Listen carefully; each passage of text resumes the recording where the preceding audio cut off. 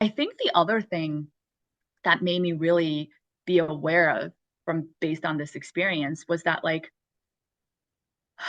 in a moment of crisis, which I think we all face, whether it's emotional, physical, mental, right? Everybody will have times when there's just enormous amounts of pressure and uncertainty.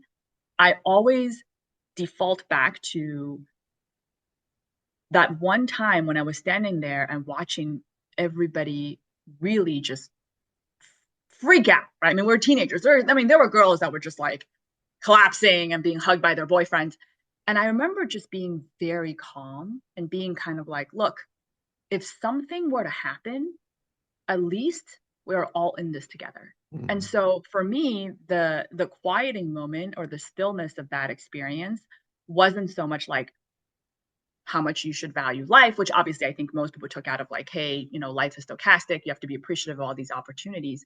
But the fact that like there are moments where if you can find connections that really bond you to other people, whether it's through trauma or through um, just an experience like this, right?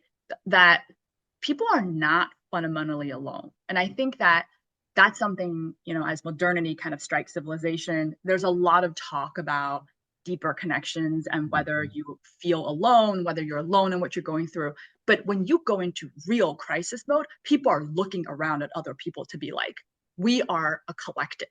And that I think really shapes and has shaped how I interact and reach out to other people because fundamentally, I really believe there's an underlying connection that people can tap into when things get really desperate. That we are always looking for other people when things get really desperate.